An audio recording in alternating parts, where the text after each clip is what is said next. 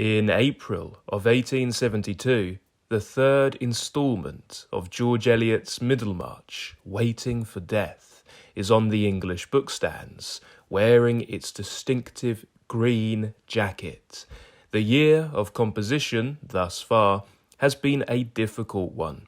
George Eliot would describe it as a sort of nightmare in which I have been scrambling on the slippery bank of a pool, just keeping my head above water.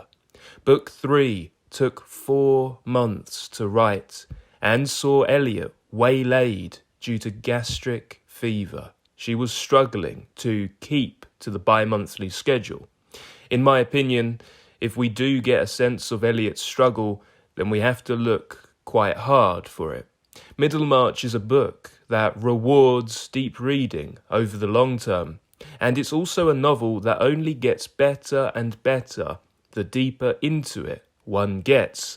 But this third chapter is an elegant one, and it rings out with the Middlemarchian melody, the echoey music of provincial town life. I see George Eliot using character as technique towards crescendo in this epic year-long concert, because that's what Middlemarch is. It's a year-long concert. The first book begins with our meeting Dorothea Brooke and extending our sympathies fully to her.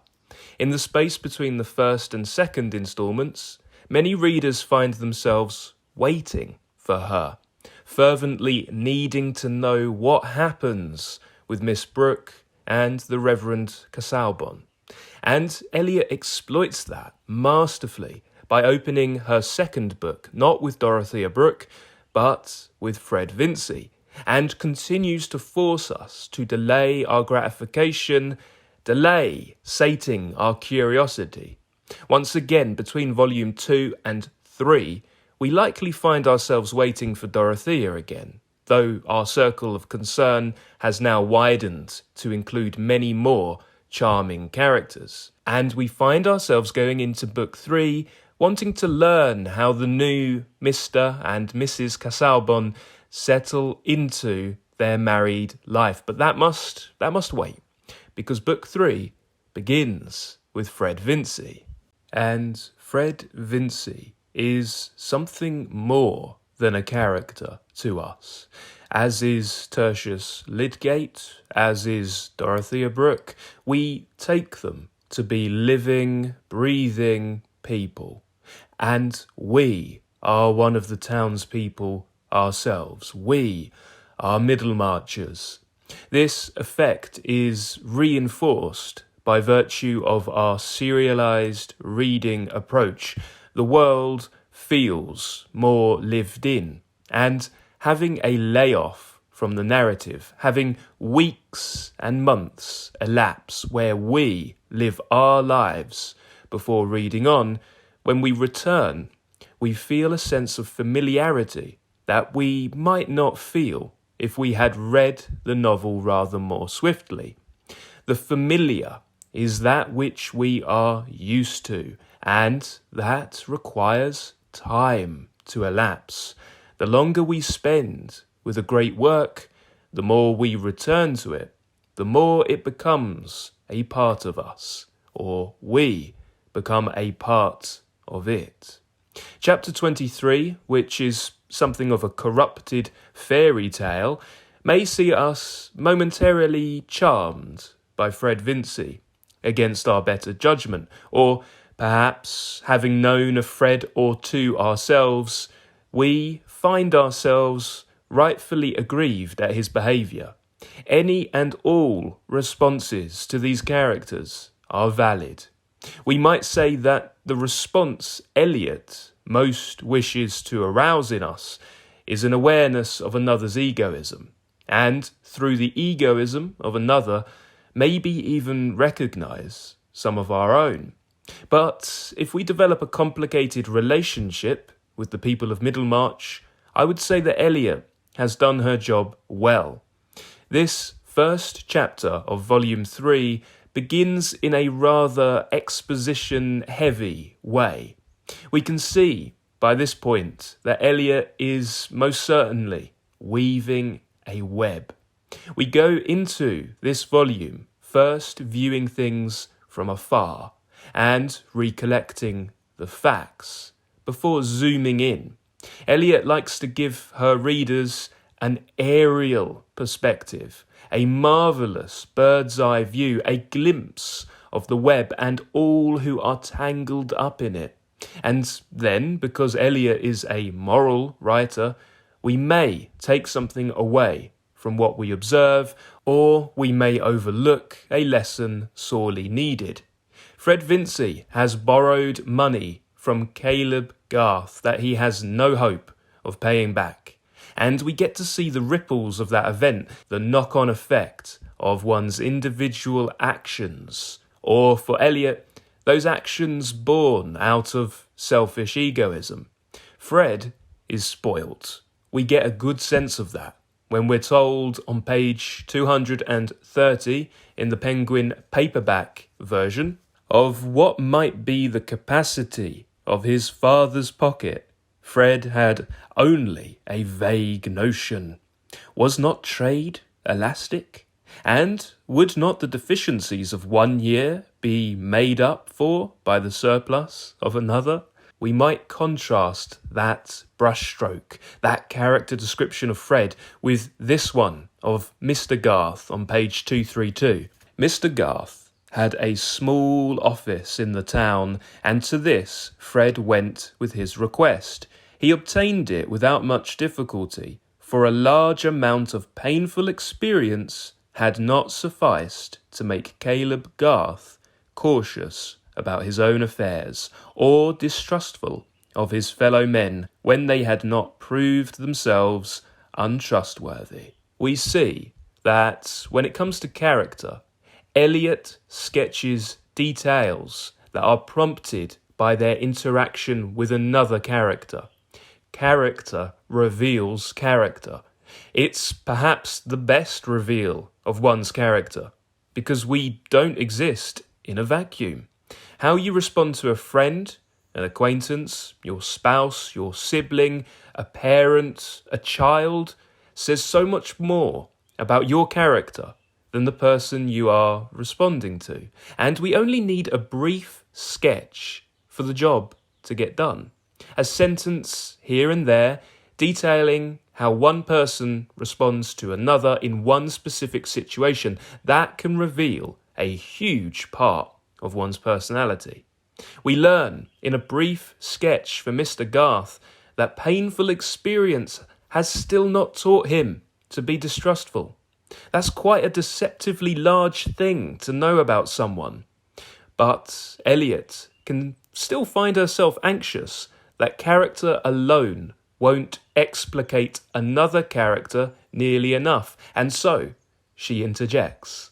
We become acquainted with many strong personages over the course of the novel, yet perhaps the strongest one of all is Eliot herself. Here's her stepping in, her voice dressed in parenthesis during the description of Caleb Garth. Page 232. Parenthesis, by the way, refers to the part of the paragraph that is in brackets. Caleb pushed his spectacles upward, listened, looked into his favourite's clear young eyes and believed him, not distinguishing confidence about the future from veracity about the past, but he felt it was an occasion for a friendly hint as to conduct, and that before giving his signature, he must give a rather strong admonition.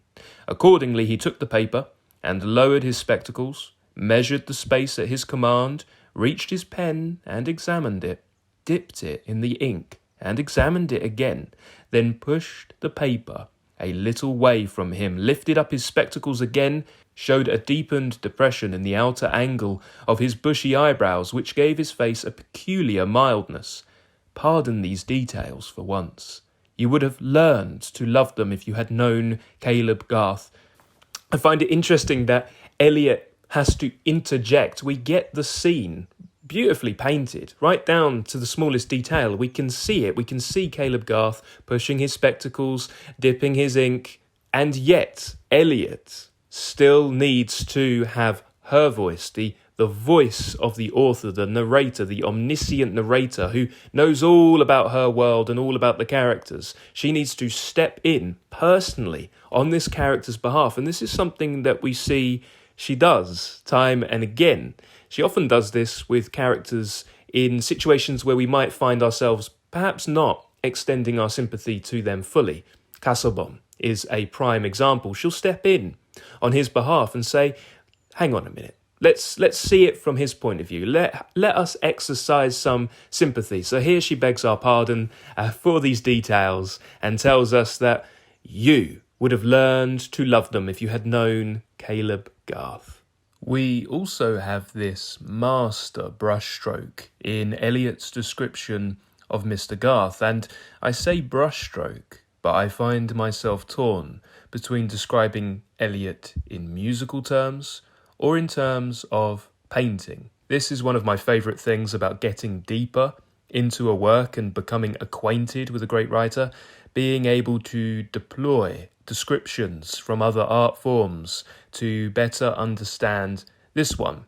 But we have this master brushstroke when we are told Mr. Garth returned to his absorption in a plan for Sir James Chetham's new farm buildings. This is so subtle, but so genius, and easily overlooked. We met Chetham most significantly in the first volume, and we'll meet with him again in this one. Though somewhat on the periphery, he's made enough of an impression upon us to be considered a minor acquaintance in our own lives. Then several months pass, and we hear that name, and that name means something. The plans for the new farm buildings, that now means something. We have the experience of knowing Chetham, perhaps just a little less well than Caleb Garth, but well enough to take the world of Middlemarch for granted as a real place with real people. Nabokov detailed how old Russians would speak of the characters of Tolstoy's Anna Karenina affectionately, as though they were real people they had known. And anyone who has read Middlemarch does the same thing too. These characters are our friends and acquaintances, familiar faces with familiar concerns and preoccupations. I see chapter 23 as a fairy tale suffused with realism. The fairy tale is Jack and the Beanstalk, its opening and exposition at least. Jack and the Beanstalk, if you don't know, first appeared in 1734 and would have been popular in an 1845 publication known as the Home Treasury.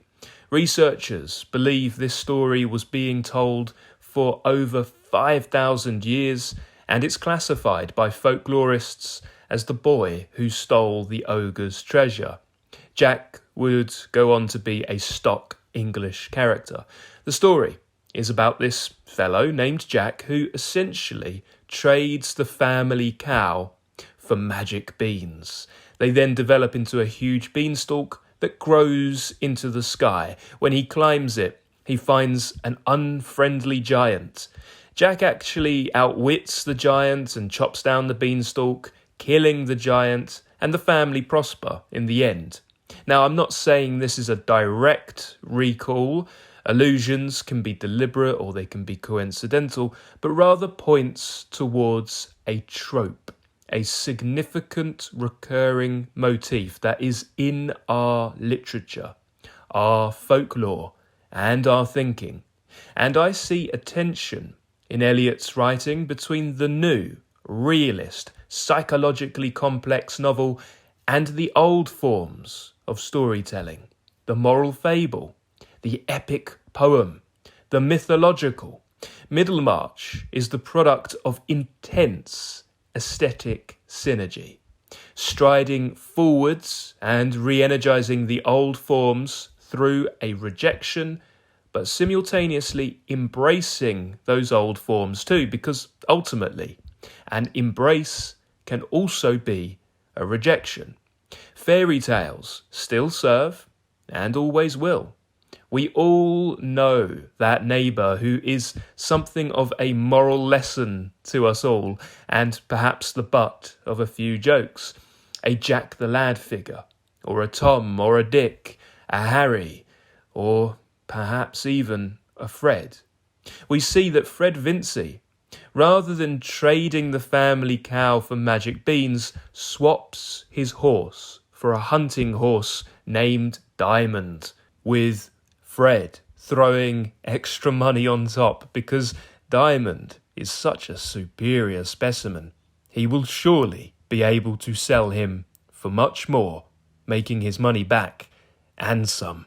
The chapter ends on page 240 beautifully with a little glimpse inside Fred's head and thought process, and we know that this is going to be bad news. This horse is bad news.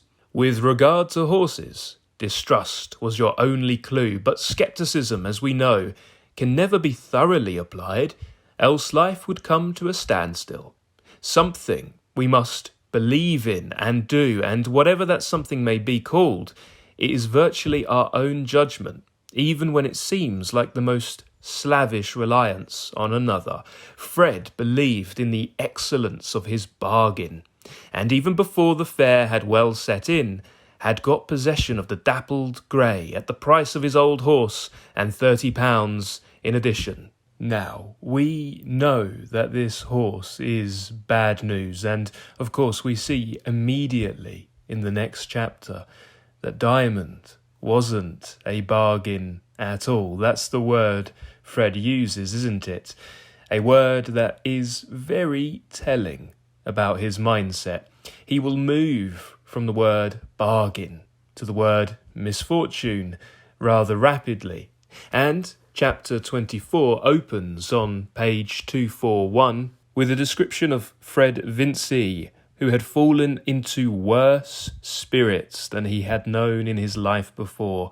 Not that he had been disappointed as to the possible market for his horse, but that before the bargain could be concluded, this Diamond, in which hope to the amount of £80 had been invested, had, without the slightest warning, exhibited in the stable a most vicious energy in kicking, had just missed killing the groom, and had ended in laming himself severely by catching his leg in a rope that overhung the stable board. There was no more redress for this than for the discovery of bad temper after marriage, which of course old companions were aware of before the ceremony. We now know why Diamond's owner was so keen to get rid of it, and why the owner was the one who got the bargain, not Fred. Or perhaps Fred did get a bargain in a way. He certainly needs to learn a lesson. He doesn't seem to know about other people very well. He takes them and their money for granted, and he doesn't understand how his actions affect others. And the thing is, we never learn anything except through painful experience, though of course Eliot is keen to tell us that some, like Caleb Garth, learn not even from that, or at least at this point. But to another character, this horse could well have been a diamond, a bargain, one that could win the way to wisdom and greater insight. But then again, keeping with the equestrian metaphors, you can lead a horse to water, but you cannot make him drink. Eliot takes the opportunity here to draw a parallel with the story that we're keeping in the back of our minds and eagerly anticipating, that of Dorothea and Casaubon. Fred's experience, we're told, is like the discovery of a bad temper after marriage. We might believe that this horse metaphor resonated with Tolstoy, who had Middlemarch on his shelf and was eager to write an English novel with Anna Karenina several years later. And those who have read Anna Karenina will recall the scene when Vronsky breaks the horse, and you'll recall what that would symbolise. Eliot begins chapter 24 with an epigraph from one of Shakespeare's sonnets, number 34. And the extraordinary thing for me personally is that when I first read Middlemarch, I went back to my copy of the sonnets, an old, battered, well-loved copy from many years ago, which I used to go through all of them in sequence, setting myself the assignment to rank them and highlight only the bits that resonate. And it was quite a nice surprise to find that whilst I didn't circle number 34 as my favourite, because one must exercise discretion, these two lines that form an epigraph in this chapter are underlined by my past self. Sonnet 34 forms a sequence of lamentations, and we take it that the speaker, who is a little bit Shakespeare, but large parts persona, feels betrayed by the young man to whom he is addressing in the sonnets. The sonnets are one of the most splendid processions of the human in every conceivable shade of emotion. No mood or thought is left unplundered. Betrayal, love, lust, jealousy, artistic and sexual, all of this and more is covered in the sonnets of Shakespeare, which we know George Eliot formed a personal connection with, reading the speaker's voice as the voice of a woman. You might ask yourself, who is this speaker supposed to be in the context of Middlemarch? Very often it is useful to think about which character in a novel speaks an epigraph, or who needs to hear an epigraph. Paying attention to epigraphs also gives us a nice reminder that literary works are tapestries made from the threads of other works. We might ask, is this Mrs. Garth speaking? The two lines are, "The offender's sorrow brings but small relief to him who wears the strong offence's cross." So, is this Mrs. Garth? Is this her daughter, Mary? Would Mary Garth echo this sentiment to Fred? We think so. And if only he could hear it and understand it, then perhaps he could learn. But a painful question that arises from living in the town of Middlemarch is, do we ever really learn from the pain that another experiences? Ultimately, though we fancy that vicarious experience is a powerful learning tool, we never really know the extent to which it has saved us. How can we possibly know we have or have not aborted a tragic course of action when we cannot experience the alternate history in which our behaviour was different, in which we hadn't read this book or met this character, for example? There is a negative survivor bias at play in our lives. We hear the sad stories, the failed marriages, the nightmares with greater frequency than the happy stories, because without conflict, there often isn't much story. Here is Shakespeare's 34th sonnet. "Why didst thou promise such a beauteous day, and make me travel forth without my cloak, to let base clouds o'ertake me in my way, hiding thy bravery in their rotten smoke? 'Tis not enough that through the cloud thou break, to dry the rain on my storm-beaten face. For no man well of such a salve can speak, that heals the wound and cures not the disgrace. Nor can thy shame give physic to my grief. Though thou repent, yet I have still the loss. The offender's sorrow lends but weak relief to him that bears the strong offence's cross. Ah, but those tears are pearl which thy love sheds, and they are rich and ransom all ill deeds." The epigraph comes before the closing couplet, and those two lines are powerful. And we most likely have experienced this sentiment before. Even though you repent, even though you say sorry, I'm still hurt. It doesn't mend anything, does it? Just because you're sorry doesn't mean it's all better, especially when I'm the one that has to deal with the fallout, not you. Now, I would love to hear what you make of the epigraphs that preface the chapters, the little quotations or mottos, as Eliot liked to call them.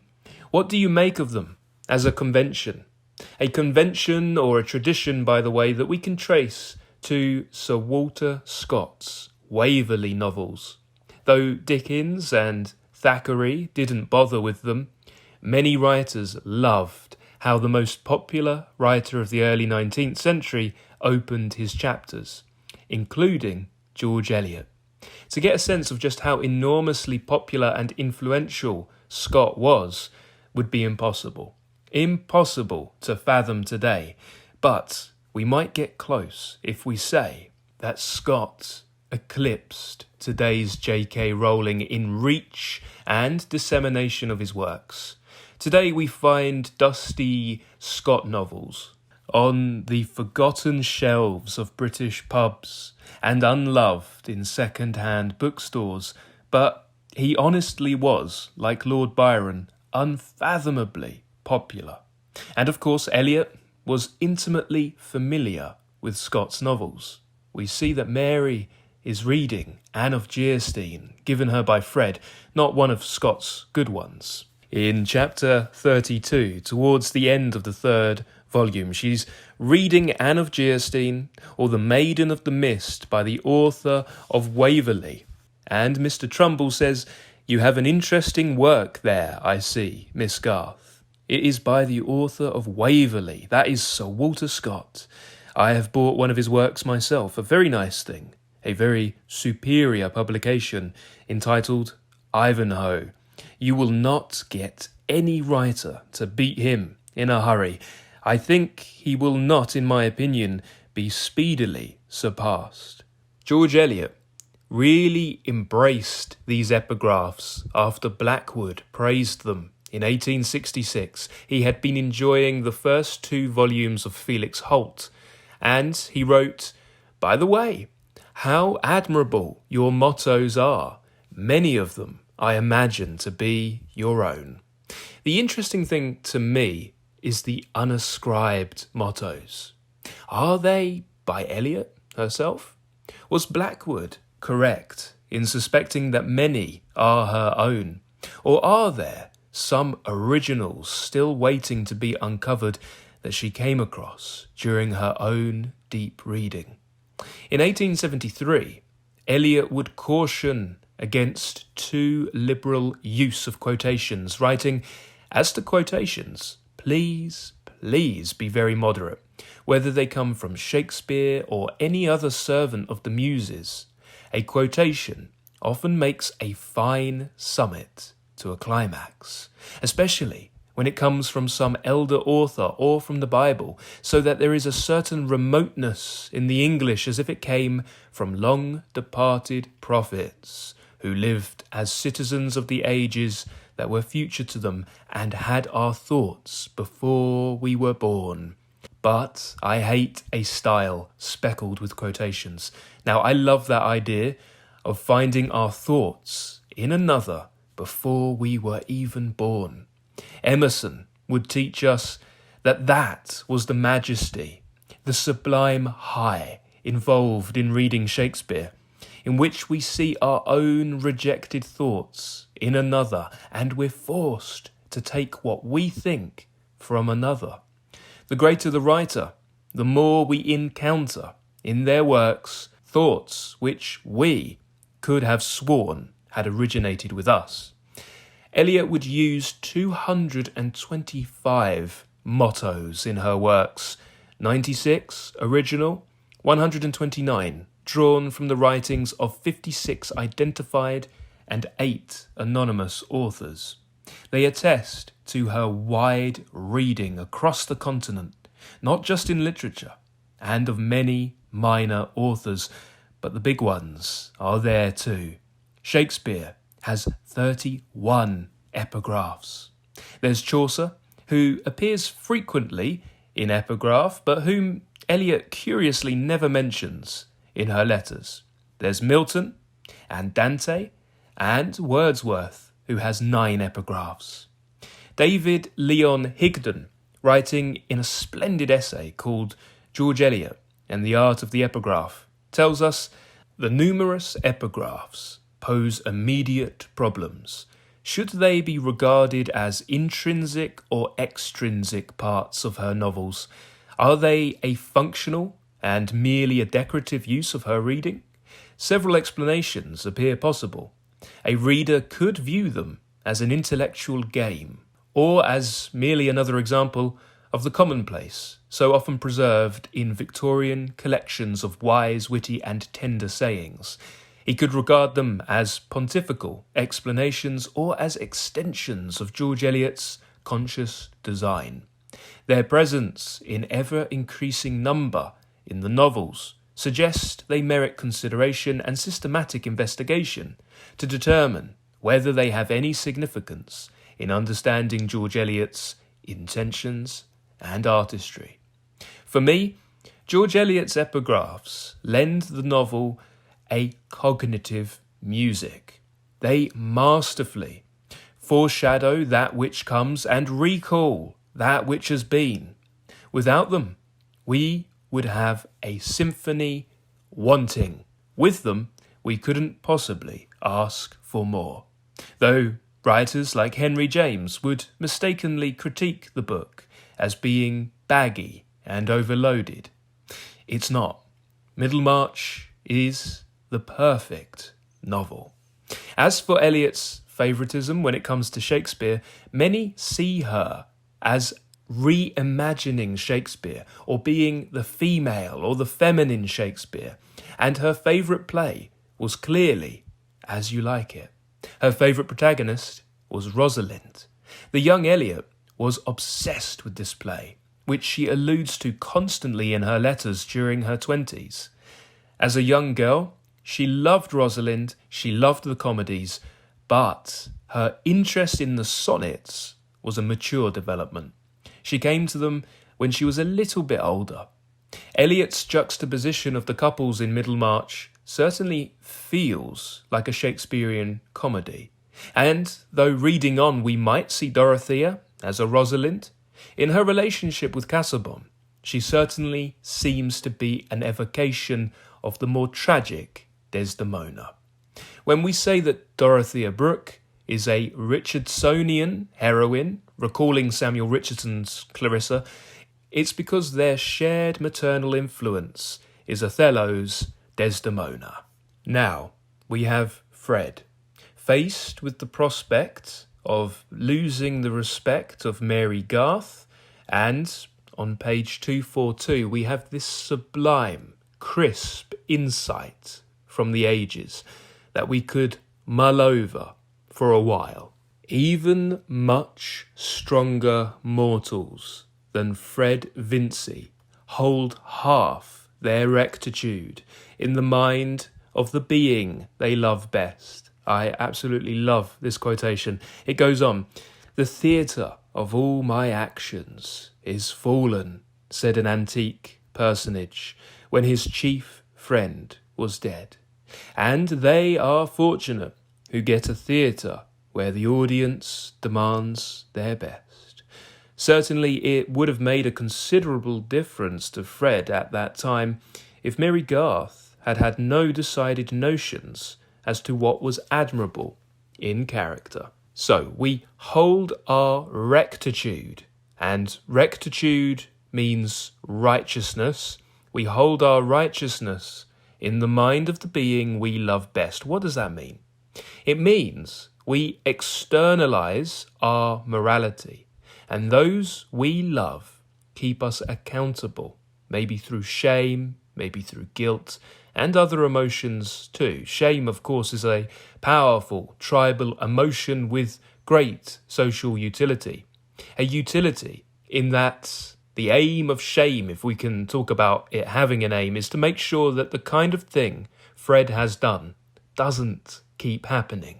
And so, we imagine what the being who we love, we imagine what might be going on in their mind. We defer our morality to that other person and to what we think they might be thinking of us, so they keep us accountable. We might change or correct our behaviour, correct our course, if we believe the person we love will think less of us if we do this, but more of us if we do that. George Eliot quotes an antique personage who said, upon the death of his friend, "The theatre of all my actions is fallen."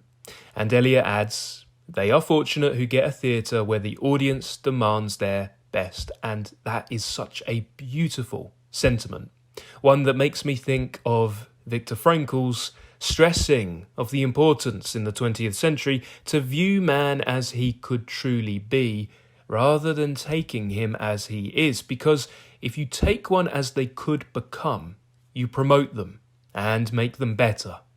If you take another as they are, you make them worse. I'm not mad, I'm disappointed. Isn't that the worst thing we can hear? When it comes from somebody we cherish, it's the most brutal of punishments. We are indeed very lucky if we do have someone that demands the best of us morally. And isn't that theatre analogy superb? We are the performer, the world is the theatre, and the one we love is our audience. Is there a better description in all of literature since Shakespeare? From this, we might even turn our own thoughts, quite naturally, to our fortune and try to locate who thinks us worthy to being held to account. The antique personage, by the way, is Antigonus II, talking at the death of his friend Zenon, and reported by Plutarch. It's clear from this quote and others that Eliot had recently abandoned a long epic poem, but the research and her passion for the subject still emerges, and bringing in such grand allusions to the more pedestrian, quiet, and domestic world of a small provincial town is a nice interplay. It's a nice juxtaposition, isn't it? Does Eliot's epic tone serve to elevate our banal, day-to-day concerns, or does it serve as a reminder that we are not on the level of ancient rulers, and perhaps we shouldn't take ourselves too seriously? Perhaps it does both. There's this great description of Mrs. Garth on page 242 to 243, and I personally think Mrs. Garth is the true hero of this chapter.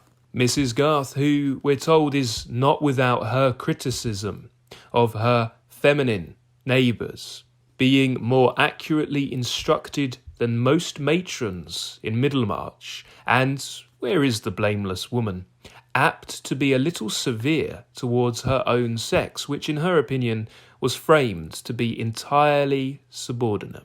On the other hand, she was disproportionately indulgent towards the failings of men, and was often heard to say that these were natural. Also, it must be admitted that Mrs. Garth was a trifle too emphatic in her resistance to what she held to be follies. The passage from governess into housewife had wrought itself a little too strongly into her consciousness. We see that Mrs. Garth holding others to account is in her nature, but we learn that she's a little severe towards her own sex. She is schoolmistress and Socratic teacher and housewife, and we see how these loaded designations have made their way into her consciousness. Consciousness as a concern is everywhere in this novel, and this would only develop in the next century with the rise of modernism in literature. Marking the development of the novel is really marking the development of conveying consciousness in literature. From Shakespeare's inwardness to Richardson's empathetic epistolary to the free indirect discourse of Jane Austen to George Eliot as God in her universe. In this chapter we see an expansion outwards, a widening of the web. Fred is connected and influences the lives of each of the Garth members before we get to Mary, whom he cares about most, or cares most that she cares about him, we first need to get through her family. In addition to the motif of the web, we also consistently get imagery of paths. Mrs. Garth, we're told, has her favourite ancient paths. We might also think of the pathway from mother to daughter, as we observe Mrs. Garth essentially standing behind her daughter, like a malignant prophecy. Such as I am, she will shortly be. And of course we have the frustratingly labyrinthine paths of Casaubon. Now I truly think Mrs. Garth is a tremendous character. We learn that she believes in the importance of clear communication, because how else are we to understand one another? Community and communication are linked. And one of the most irritating parts of Fred here is how difficult it seems to get through to him. We see Fred, in a brilliantly accurate description of a guilty creature, turn up at the Garth household, and the timing could not be worse. We know why what he's done is bad, but does he? The family have been scrimping and scrounging and saving and working to get their Alfred apprenticed, with high hopes that he will become a distinguished engineer. They have only now got together enough money to do that. And it's gone. Poof. Disappeared. And all that hard work. For what? For Fred Vincy? So, does Fred's sorrow really make a difference? And indeed, what exactly is he sorry for? Because of the effect? Because of what he has done? Or because of how they now view him? It certainly feels as though he wants the sense of injury to evaporate, rather than the injury itself. Pages 248 to 9 are painful, and I see Mrs. Garth taking on a maternal role here, a teacherly role as well, with Fred, which makes it all the more painful. We see that she had made Fred feel, for the first time, something like the tooth of remorse. Curiously enough, his pain in the affair beforehand had consisted almost entirely in the sense that he must seem dishonourable and sink in the opinion of the Garths. He had not occupied himself with the inconvenience and possible injury that his breach might occasion them. For this exercise of the imagination on other people's needs is not common with hopeful young gentlemen. Indeed, we are most of us brought up in the notion that the highest motive for not doing a wrong is something irrespective of the beings who would suffer the wrong. But at this moment, he suddenly saw himself as a pitiful rascal who was robbing two women of their savings. "I shall certainly pay it all, Mrs. Garth. Ultimately," he stammered out. "Yes, ultimately," said Mrs. Garth, who, having a special dislike to fine words on ugly occasions, could not now repress an epigram. "But boys cannot well be apprenticed ultimately." Fred goes on to say that he's tried everything. He really has. "I should have had £130 ready but for a misfortune with a horse which I was about to sell. But this horse turned out vicious and lamed itself." And so we wonder, has Fred really learnt anything? We still see Fred defer responsibility, how heavy that word eventually is, and how thoroughly Mrs. Garth understands what is really being communicated. We have most likely all known someone who has borrowed some money or owes us some money that we need, and when it doesn't come, we hear them say, "eventually." And when we hear that, we rarely have high hopes of seeing the money returned soon. Fred Vincy has an external locus of control. That's what the psychologists would call it. And he blames misfortune for his own recklessness and stupidity. It turned out vicious. That's his phrase. So it's not because he didn't do his own due diligence, much like Mr. Garth, It's not because he took the seller at his word for such a serious matter, again, rather like Mr. Garth. When Fred comes clean to Mary, he will hint at the comparison between him and her father, which will make Mary angry. But we're already thinking it ourselves, aren't we? A little bit. So, what does that say about us? Are we closer, maybe, to Fred's kind than we would like? Indeed, if we're not thinking that, then perhaps we're cut from Mary's cloth. And we should be so happy about that. But also be on the lookout for those who will take advantage of our good nature. Is it different, though? Is there a difference between Fred and Mr. Garth, ultimately? Isn't Fred that diamond? In this chapter, we are seeing here what happens when a family bears the responsibility of the individual. And indeed, a community is much like a family too. We've already seen Eliot as master painter of microcosm with the talks of reform in dining rooms across the land. And now, this one family, who cannot afford to do so, must pick up the slack of this immature ne'er-do-well. Again, maybe we see a reflection, maybe this serves us. As we've said, George Eliot is certainly not a writer who sought to refrain from moralising, but she's one of the few writers who can do it well. She moralises, but we don't mind, because she's right. Chapter 25 is the chapter where Fred finally faces the music with Mary, but her sympathy is not with him, it's with her father. We hear an echo of Shakespeare's music from the epigraph of the previous chapter, Sonnet 34, and this is compounded with a choice quotation from William Blake's poem, The Clod and the Pebble, from his Songs of Experience. The quotation includes just the first and last stanza of the three-stanza poem, leaving out the middle one, and focusing on the theme of inversion. Love seeketh not itself to please, nor for itself hath any care, but for another gives its ease, and builds a heaven in hell's despair.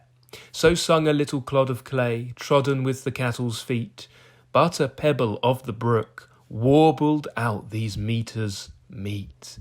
Love seeketh only self to please, to bind another to its delight, joys in another's loss of ease, and builds a hell in heaven's despite. Which stanza is the love of Mary, and which is the love of Fred? Now, this is how Fred breaks the news to Mary on page 253. I owed money, £160. I asked your father to put his name to a bill. I thought it would not signify to him. I made sure of paying the money myself, and I have tried as hard as I could, and now I have been so unlucky. A horse has turned out badly.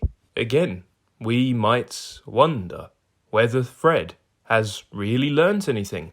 I have been so unlucky. A horse has turned out badly.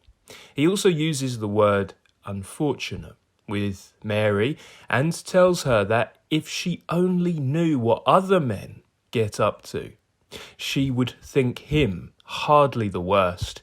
And Mary says, what does it matter whether I forgive you? Would that make it any better for my mother to lose the money she has been earning by lessons for 4 years, that she might send Alfred to Mr. Hanmer's? Should you think all that pleasant enough if I forgave you? And though Mary is lamenting in the mode of Shakespeare's sonnets, perhaps Fred reminds us of the cry of Othello's Cassio.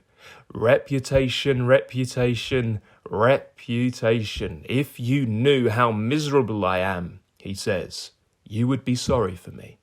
And the effect for us reading is a devastating dwindling of our powers of pity when it comes to Fred Vincy here.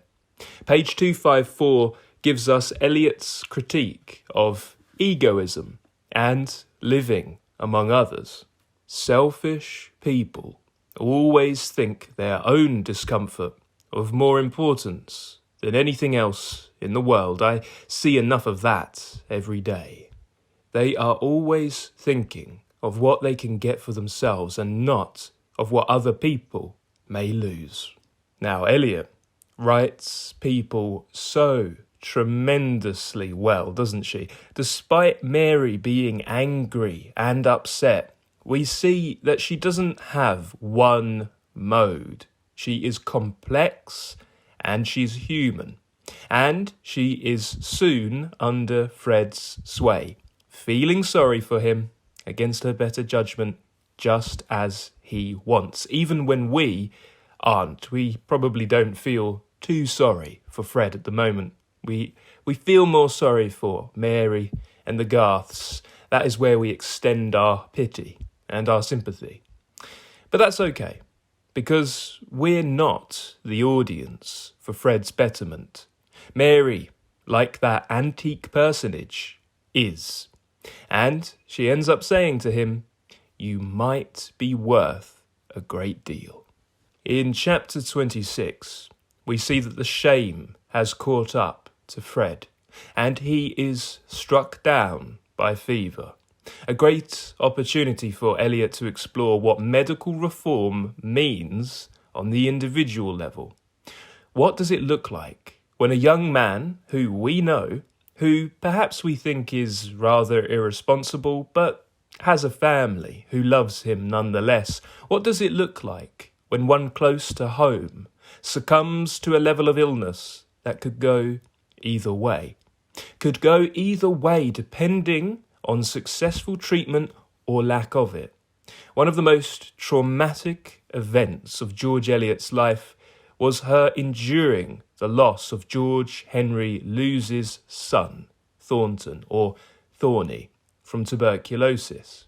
He died in George Eliot's arms. Thorny had just returned from South Africa, and his illness after returning home resulted in Eliot halting the writing of Middlemarch to look after him.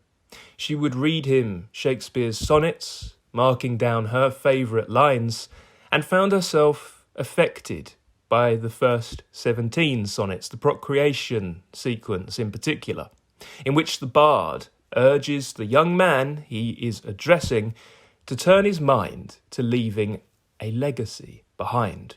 In his case, a child. I believe we see some of the maternal grief Eliot felt in the wake of Thorny's death surge forward in the descriptions of Fred's fever, and we feel, on a visceral level, the necessity of medical reform. We see that Mr. Wrench ascribes Fred's sickness to slight derangement, and we're told that great statesmen err, and why not small medical men? What Eliot is saying here is that, yes, whilst this is a comment on medical reform and the medical men of the past, it isn't necessarily only a comment on that.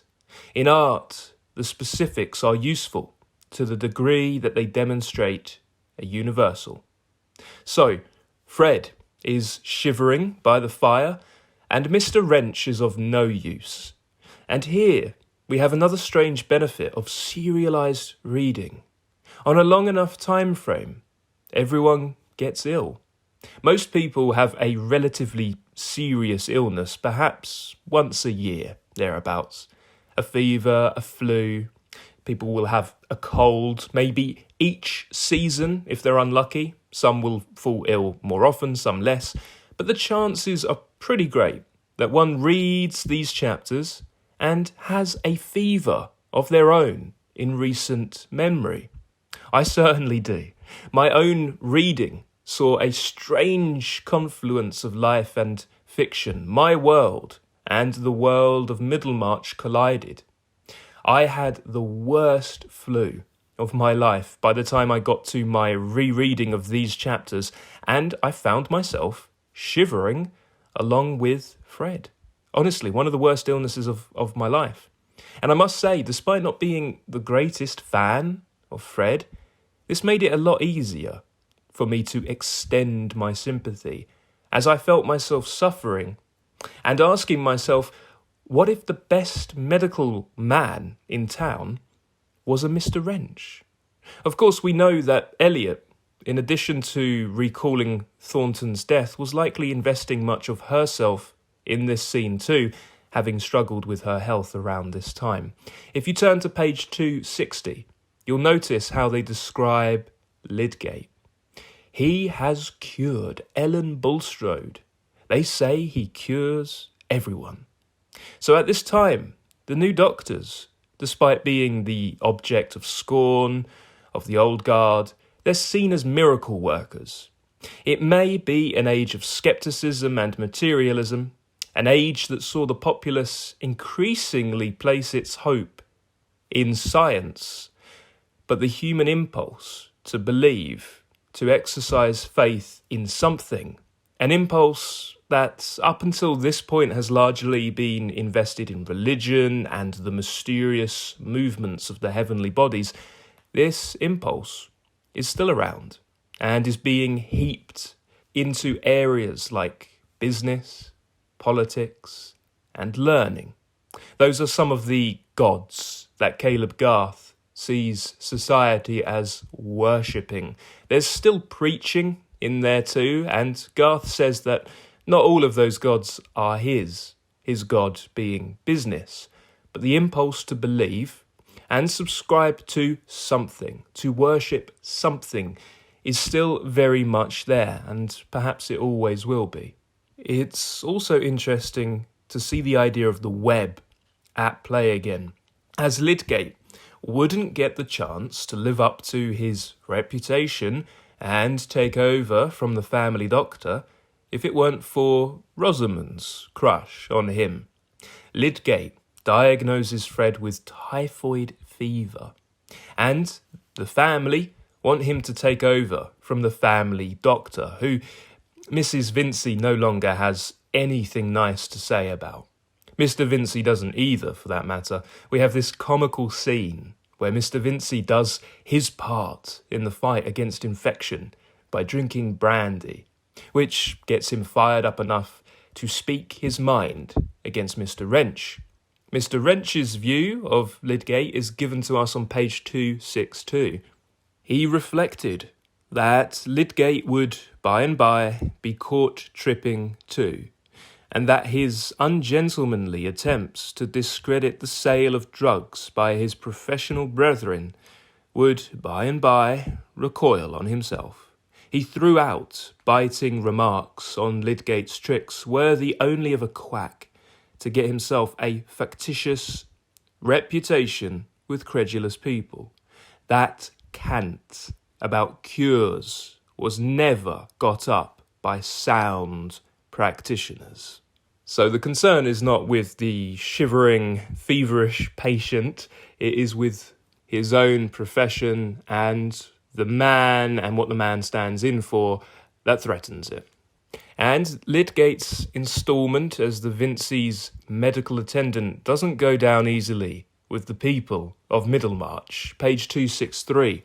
The event was a subject of general conversation in Middlemarch. Some said that the Vincys had behaved scandalously, that Mr. Vincy had threatened Wrench, and that Mrs. Vincy had accused him of poisoning her son.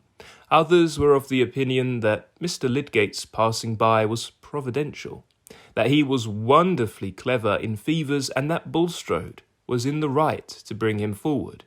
Many believed that Lydgate's coming to the town at all was really due to Bulstrode, and Mrs. Taft, who was always counting stitches and gathered her information in misleading fragments caught between the rows of her knitting, had got it into her head that Mr. Lydgate was a natural son of Bulstrode's, a fact which seemed to justify her suspicions of evangelical laymen. It's interesting to note that reform can look rather dry when presented in a history book. A list of reforms is unlikely to move us or impress us as much as it should. Or indeed, we might be in danger of being too far away from the time to really appreciate what it must have been like on the individual level and on the provincial level. I think George Eliot gets us incredibly close to appreciating what the atmosphere around something as important as medical reform must have really been like in these small English country parishes. In chapter 27, we see Eliot once again using the novel as her essay form, delivering a difficult opening paragraph, difficult but beautiful in its straightforward nature as parable, and beautiful in the message it's giving us, direct, without the frill of character and story. Let's read it together. It's on page 264 in The Penguin, one of my favourite parts of the book. An eminent philosopher among my friends, who can dignify even your ugly furniture by lifting it into the serene light of science, has shown me this pregnant little fact. Your pier glass, or extensive surface of polished steel, made to be rubbed by a housemaid, will be minutely and multitudinously scratched in all directions, but place now against it a lighted candle as a centre of illumination, and lo, the scratches will seem to arrange themselves in a fine series of concentric circles round that little sun.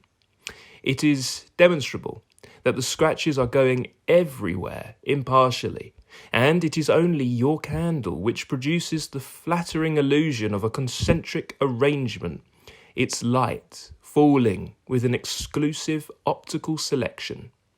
These things are a parable, the scratches are events, and the candle is the egoism of any person now absent. Of Miss Vincy, for example. So, the candle represents the egoism of a person now absent. In this case, we're thinking of Rosamond. But we can apply this parable, this metaphor, to our own lives with great ease. The candle represents another person and their egoism. The scratches represent events.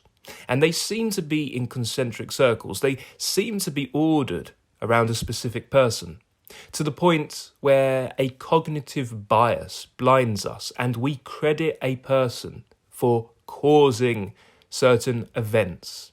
We ascribe causation where there is only correlation. But we might wonder if that's true, and if Eliot really wholly believes that. Is the web of society correlative only?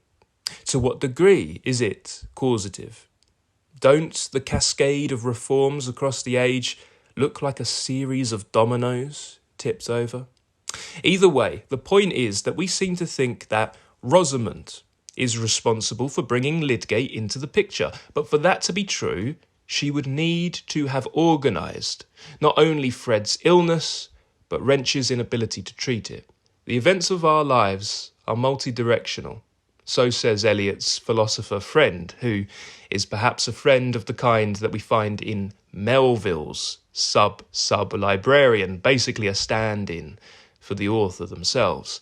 The events of our lives are multidirectional, but our egos make us believe that we are at the centre of those events which are organised around us. Rosamond feels herself the centre. She considers her and Lydgate practically engaged, and she indulges in fantasies that may remind us of an innocent, naive Dorothea Brooke. And of course we cannot help but anticipate how that turns out. But Rosamond is blind to the fact that Lydgate is more focused on his career than her for the time being. We get this great description of Rosamond with George Eliot's familiar authorial intervention on page 268. Rosamond never showed any unbecoming knowledge and was always that combination of correct sentiments, music, dancing, drawing, elegant note-writing, private album for extracted verse and perfect blonde loveliness, which made the irresistible woman for the doomed man of that date. Think no unfair evil of her prey. She had no wicked plots, nothing sordid or mercenary. In fact, she never thought of money except as something necessary which other people would always provide. She was not in the habit of devising falsehoods, and if her statements were no direct clue to fact, why, they were not intended in that light. They were among her elegant accomplishments, intended to please. Nature had inspired many arts in finishing Mrs. Lemon's favourite pupil, who by general consent, Fred's excepted, was a rare compound of beauty, cleverness, and amiability. On page 266, we see the novel continues to be increasingly musical, and we get another allusion to Shakespeare's sonnets. This one is number 23, describing Fred. To hear with eyes belongs to love's rare wit. This is a sonnet in which the speaker sees himself essentially as an actor on a stage, much like a candle looking at scratches, and knows he needs to learn to read what silent love hath writ. It's certainly a strange music in Middlemarch, the music of sight, the silent music of prose. We see this motif continued in how Lydgate and Rosamond look at each other. Rosamond and Lydgate, who were obliged to look at each other in speaking, and somehow the looking could not be carried through as the matter of course which it really was. Lydgate began to feel this sort of consciousness unpleasant, and one day looked down, or anywhere, like an ill-worked puppet. But this turned out badly.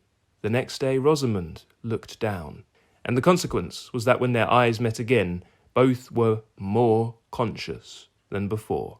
There was no help for this in science. We also have this hilarious head-to-head between Lydgate and the Middlemarch gentry, for whom Ned Plymdale is the comical stand-in. And if we take this wonderful exchange as parable, we see the man of medicine essentially talk artistic reform. It's a really charming, elegant feature of Middlemarch's overlapping aesthetic, where one realm will seek to understand the reform of their realm using paradigms and lexis from another realm. We see Rosamond feigns offence at Lydgate's behaviour, but secretly loves how he's behaving. Yes, she's that kind of girl. Ned Plymdale has brought The Keepsake, a literary journal comprised of sentimental prose and poetry. He's brought it to show off to Rosamond and win her affections so they can pore over the literature together. And we're told that this gorgeous watered silk publication marked modern progress at the time. Rosamond was gracious, and Mr. Ned was satisfied that he had the very best thing in art and literature as a medium for paying addresses. However, Lydgate picks up the journal, scorns it, and begins to laugh. All the while, Rosamond is enjoying the jealousy that has been excited by Lydgate's presence. Rosamond asks, "What are you laughing at so profanely?" And Lydgate says, "I wonder which would turn out to be the silliest, the engravings or the writing here." He turns the pages quickly, seeming to see all through the book in no time, and showing his large white hands to much advantage. Do look at this bridegroom coming out of church. Did you ever see such a sugared invention, as the Elizabethans used to say? And we're told that poor young Plymdale had lingered with admiration over this very engraving, and his spirit was stirred. There are a great many celebrated people writing in The Keepsake, at all events, he said, in a tone at once piqued and timid. This is the first time I have heard it called silly. Now, I'm sure many of us have had the experience of probably inartfully and inelegantly scorning writing of our time. Some of the writing that people today hold dear, they cherish. It's a mistake. It's a mistake to do what Lydgate has done here. He's being arrogant, he's being brash, he's kind of showing off to Rosamond. He's showing that he knows art, and by extension, his own realm. Or his own realm, he has such a halo of authority around it that he knows the artistic realm too. So it's a stand-in. What he's doing with The Keepsake, he might as well be doing in his own industry. And poor Ned Plymdale takes offence and says, "This is the first time I've heard it called silly." Rosamond looking at Lydgate with a smile, says, "I suspect you know nothing about Lady Blessington and L.E.L. Rosamond herself was not without relish for these writers, but she did not readily commit herself by admiration, and was alive to the slightest hint that anything was not, according to Lydgate, in the very highest taste." "But Sir Walter Scott, I suppose Mr. Lydgate knows him," said young Plymdale, a little cheered by this advantage. "Oh, I read no literature now," said Lydgate, shutting the book and pushing it away. "I read so much when I was a lad that I suppose it will last me all my life. I used to know Scott's poems by heart." "I should like to know when you left off," said Rosamond, "because then I might be sure that I knew something which you did not know." "Mr. Lydgate would say that was not worth knowing," said Mr. Ned, purposely caustic. "On the contrary," said Lydgate, showing no smart, but smiling with exasperating confidence at Rosamond, "it would be worth knowing by the fact that Miss Vincy could tell it me." So poor Ned, he's trying to crack on with Rosamond here, and Lydgate turns up and essentially muscles him out of the picture, out-alphas him a little bit. And that's the thing. Rosamond was never going to go for Mr. Ned here, but poor Mr. Ned probably feels as though Lydgate is ruining his chances. And Mr. Ned, he goes away, and Rosamond says, "How rash you are, inwardly delighted. Do you see that you've given offence?" "What? Is it Mr. Plymdale's book?" "I am sorry, I didn't think about it." "I shall begin to admit what you said of yourself when you first came here, that you are a bear and want teaching by the birds." "Well, there is a bird who can teach me what she will. Don't I listen to her willingly?" I have unfortunately noted too many critics who say that George Eliot cannot do poetry and cannot do humour. She's often described as humourless, which I think is rather alarming. I think we have proven those critics wrong so far, and I believe that she can do both marvellously well. She's an essay writer, she's a writer of epics, she is a poet. Her prose style, I think, is incredibly melodic, and she's very, very funny. Middlemarch is one of those books that frequently gets a good laugh out of me. So, in chapter 28, we finally meet with Mr. and Mrs. Casaubon. Now, the first-time readers might have been left guessing who the death is referring to in the title, Waiting for Death. Is it Fred, who's fallen ill with this fever? Is it Featherstone? Is it Casaubon? We might think, okay, it might be Casaubon. There are different directions that it could possibly go in that are opened up by Eliot over the course of this volume. Once again, serialised reading, I believe, has compounded our appreciation. When we meet with Dorothea and Casaubon again, we feel like Mr. Brooke, welcoming the not-so-happy couple back to the country after their time away. The temporality of a realist novel, like Middlemarch, tries as much as possible to approximate or pass for our own temporality, as opposed to the strange, dilating, contracting rhythm of a symbolic novel, like Moby Dick. If chapter 28 was a colour, I believe it would be a striking, bleached white colour.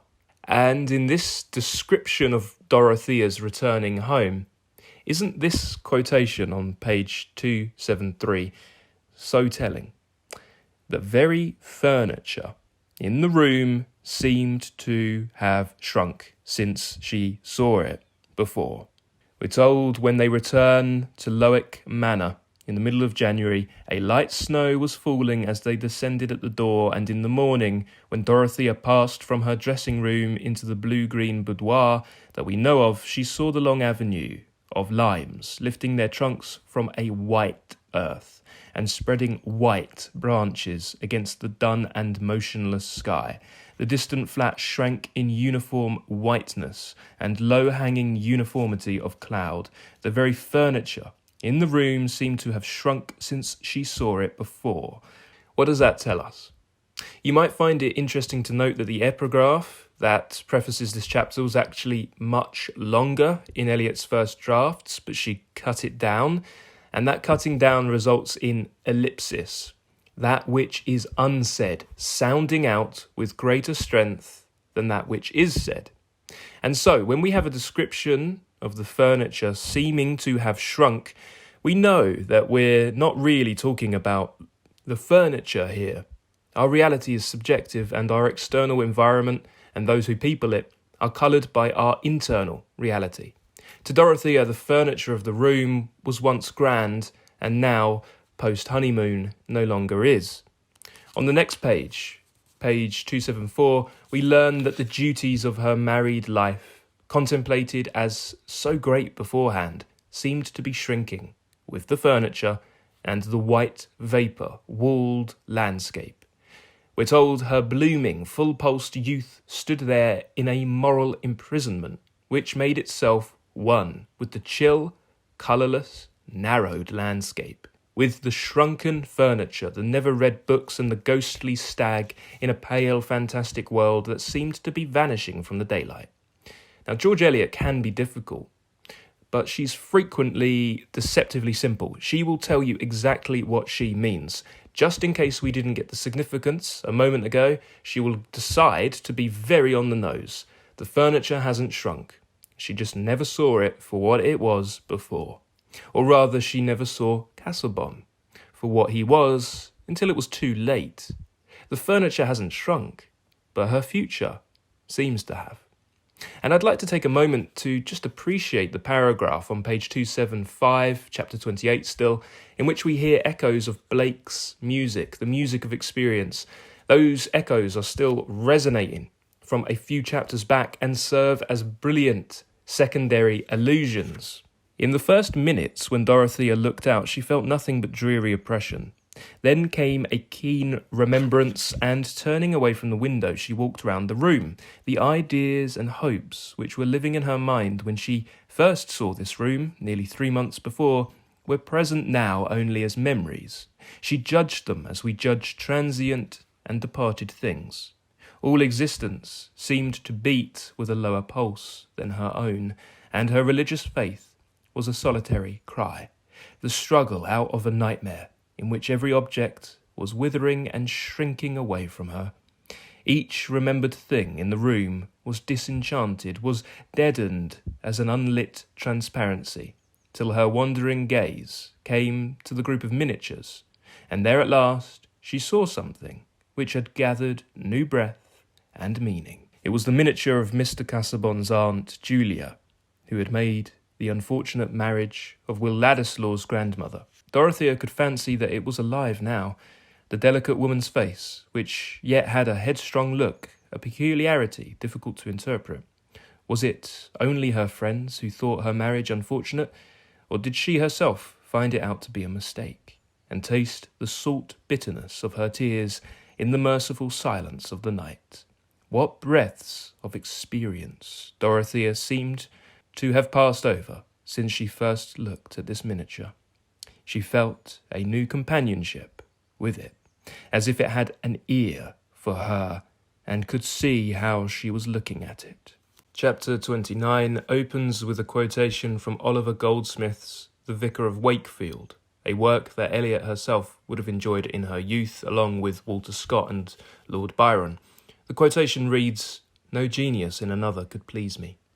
We might be lucky to have an external who keeps us upright, moral, and accountable, or tries to, like with Mary and Fred, but we might also be unlucky in that we perhaps have not met that match, perhaps married the wrong one, and now find that our own inner light burns much brighter than the one to whom we deferred the responsibility of our own intellectual, emotional, and spiritual growth.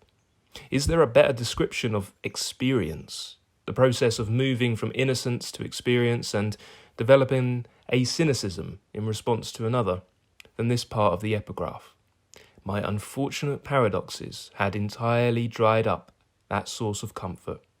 The source of comfort being that another's genius could please us. On page 278, we get another extraordinary interruption from Eliot. We must come up with a term for this. Eliotic intrusion, perhaps? Though, of course, whilst the tone is distinctively her own, authorial intrusion isn't unique to George Eliot. Again, if we go back to our Sir Walter Scott, if we go back to our Henry Fielding, we see it in abundance. Eliot, interrupting herself, says, "One morning, some weeks after her arrival at Lowick, Dorothea, but why always Dorothea? Was her point of view the only one possible with regard to this marriage?" Now, perhaps there's a little bit of Eliot in Mrs. Garth, as, like Mrs. Garth, Eliot the author extends her sympathy to a character that the readership no doubt overlooked or detested. She implores us to be better people and extend our compassion to Casaubon. Let's read this page together because it's wonderful, and enjoy how remarkable it is that Eliot is once again bringing in Shakespeare's sonnets, this time the procreation sequence. She is imploring us to read the sonnets and love them as deeply as she evidently did. Page 278. In spite of the blinking eyes and white moles objectionable to Celia, and the want of muscular curve which was morally painful to Sir James, Mr. Casaubon had an intense consciousness within him and was spiritually a-hungered, like the rest of us. He had done nothing exceptional in marrying, nothing but what society sanctions and considers an occasion for wreaths and bouquets. It had occurred to him that he must not any longer defer his intention of matrimony, and he had reflected that, in taking a wife, a man of good position should expect and carefully choose a blooming young lady, the younger the better, because more educable and submissive, of a rank equal to his own, of religious principles, virtuous disposition, and good understanding. On such a young lady he would make handsome settlements, and he would neglect no arrangements for her happiness. In return, he should receive family pleasures and leave behind him that copy of himself which seemed so urgently required of a man. To the sonneteers of the 16th century, times had altered since then, and no sonneteer had insisted on Mr. Casaubon's leaving a copy of himself. Moreover, he had not yet succeeded in issuing copies of his mythological key. But he had always intended to acquit himself by marriage, and the sense that he was fast leaving the years behind him, that the world was getting dimmer and that he felt lonely, was a reason to him for losing no more time in overtaking domestic delights before they too were left behind by the years. From Casaubon's point of view, he saw Dorothea as a helpmate. That's a biblical term. Woman as man's helper. The problem is, Dorothea is becoming frustrated that she can't help him. Not because she doesn't want to, but he's standing in the way. She muses upon how she couldn't imagine John Milton acting in the way Casaubon is. And that's the thing. Though he didn't really sell himself as a Milton, and everyone else saw what he was, and Dorothea was suffering from being idealistic, he's not a Milton, or a Locke, or a Thomas Aquinas. He's not a great man, and perhaps he realises that, and so he stands in the way. She wants to help him, but we think he's realising that she might stop seeing him as this great man, this great writer, and it will become apparent that he's labouring in obscurity, mired in the footnotes of a book that will never be brought to publication. None of us are immune to reading another wrong and imposing what we want to see on another. Dorothea has her idealism, Casaubon has his, Mr. Garth had his, Rosamond has hers with Lydgate, and we have our own in our lives right now. Not to make you paranoid or anything. We get this long description of how Casaubon has essentially never been happy. Happiness continues to elude him, and he thought that following convention, settling down and marrying himself a helpmate would make him happy, but it doesn't. I'd be keen to hear what your thoughts are about this character. Do we feel sorry for Casaubon? Does he serve to teach us anything? This man who has never known happiness, this man who, we're told, possesses an egoistic scrupulosity. That's a psychological disorder, characterised by obsessive feelings of guilt, being sinful, and lacking moral perfection. It's distressing. and often accompanied by compulsive religious observance. We would call it a form of OCD. It's important to note that this isn't a good thing. It's a disorder, and it definitely gets in the way of one being happy. One of the astonishing things about the greatest novels ever written, many of them are in the 19th century. Middlemarch is one from England, Anna Karenina is another from Russia, Moby Dick from America. The astonishing thing is just how thoroughly these writers understood issues of mental health, depression, anxiety, anhedonia, post-traumatic stress disorder. They understood all this in a time before these issues came into focus.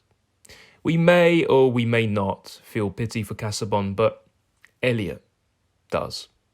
On page 280, playing the essayist again, she proclaims, "For my part, I am very sorry for him. It's an uneasy lot at best to be what we call highly taught and yet not to enjoy, to be present at this great spectacle of life and never to be liberated from a small, hungry, shivering self, never to be fully possessed by the glory we behold, never to have our consciousness rapturously transformed into the vividness of a thought, the ardour of a passion, the energy of an action, but always to be thought scholarly and uninspired, ambitious and timid, scrupulous and dim-sighted."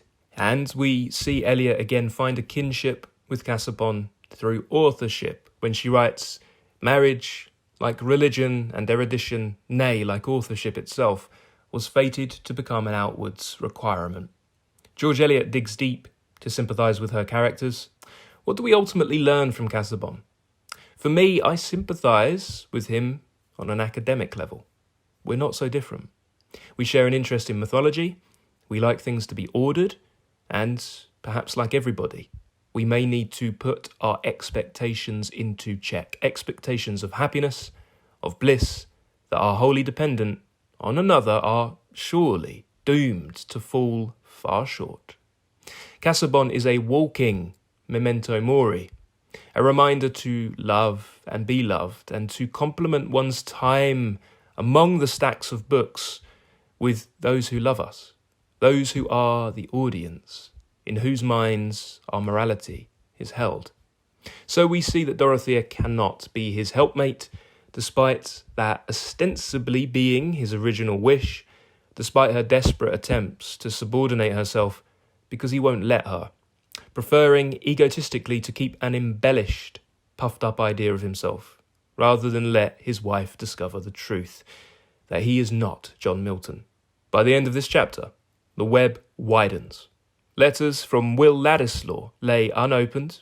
Casaubon says he will not entertain a visit.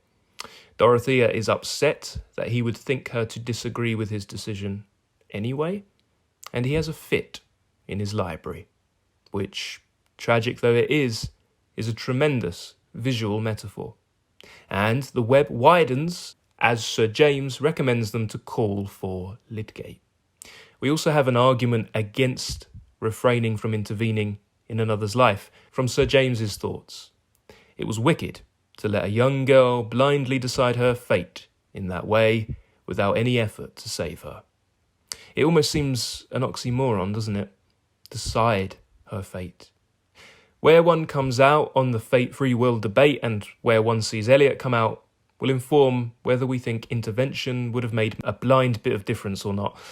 How can we learn without making mistakes? Lydgate turns up with his stethoscope in chapter 30 and prescribes relaxation. In fact, he prescribes the kind of life that sounds rather nice and fulfilling and loving, yet all Casaubon can think about is how, Lear-like, he begins to enter second childishness. "You recommend me to anticipate the arrival of my second childhood," he says. Of course, it would be more appropriate to say that Featherstone is the Lear-like protagonist, but still, the seriousness of Casaubon's situation cannot be emphasised. At least Lydgate cannot emphasise it enough to Dorothea, wanting to spare giving the full picture to Casaubon for fear of placing him under more strain. And Dorothea echoes Sir James without knowing it and in a different situation. "If I had known," she says, "it would have made me act differently." Perhaps that's part of the illusion of being candles looking at scratches. The events orient around us, and if only we had known this or that, we could have avoided another making some dreadful mistake.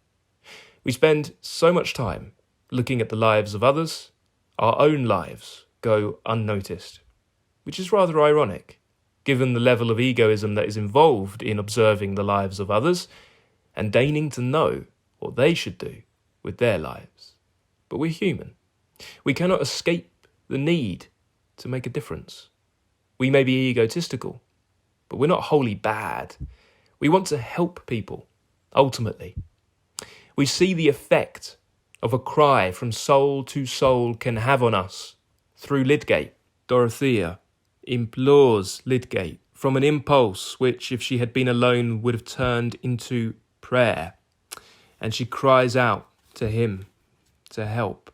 And top of 290, we're told that for years after, Lydgate remembered the impression produced in him by this involuntary appeal, this cry from soul to soul, without other consciousness than their moving with kindred natures in the same embroiled medium, the same troublous, fitfully illuminated life. As Rosamond points out how Lydgate's practice is spreading, we begin chapter 31 with a poem that reinforces how musical a novel Middlemarch is. The epigraph on 293 goes, "How will you know the pitch of that great bell, too large for you to stir? Let but a flute play 'neath the fine mixed metal, listen close till the right note flows forth, a silvery rill. Then shall the huge bell tremble. Then the mass, with myriad waves concurrent, shall respond in low, soft unison." So how can you know the tone of a bell too great to ring? The answer is by relation. You play a note on a flute beneath the bell and hear the response mingle. Middlemarch and provincial life and the life of a nation is a grand symphony, where we hear the great bell only by playing notes on our own instrument. You will only hear the bell in soft unison, never disconnected. And so simultaneously we get a sense of our separateness and our connectivity. This is the chapter where we see Mrs. Bulstrode take Rosamond to task for thinking about marrying Lydgate. He's poor, but she cares about his high connections. He hasn't even proposed, however. Mrs. Bulstrode then admonishes Lydgate, which results in him staying away from the Vincy household, which ultimately devastates Rosamond. On page 299, we get these great classical allusions, once again showing Eliot, the lost writer of epics, who obviously sympathises with Casaubon. The vicar implies Lydgate to be an Odysseus-type figure, lashed to the mast and trying to avoid being won by the sirens, whilst Rosamond, suffering the pang of disappointed love, is as forlorn as Ariadne, the daughter of the king of Minos of Crete, who guided Theseus through the labyrinth so he could escape after killing the Minotaur, and then he deserts her. Why are these classical allusions here?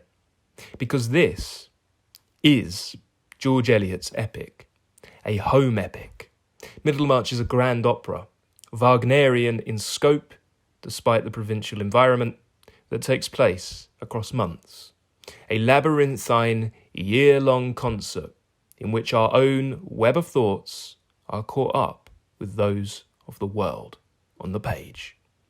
After Rosamond becomes emotional, she and Lydgate end up getting engaged. In half an hour, he left the house, an engaged man whose soul was not his own, but the woman's to whom he had bound himself. And with every union comes news of departure. Disease follows war, and death follows birth. We hear that Featherstone is on his deathbed. I find the end of the third volume, the last two chapters, chapter 32 and 33, to be an incredibly tender, almost heartbreaking meditation. Not because I am particularly sad about Featherstone's passing, and he's the Lear-like one in the book, but because of how Mary bears it all. Her character seems all the better for being juxtaposed with the clamouring family members, the self-absorbed Rosamond, the self-absorbed Fred, and the belligerent Featherstone himself. In the final chapter, Mary sits with Featherstone and is present when he takes his last breath. In a strange parable-esque reveal, Featherstone says how he has made two wills. One overrides the other and they're locked away in a chest. He says he intends to burn one, but Mary refuses to get involved. She also refuses to accept any money and refuses to call for Fred.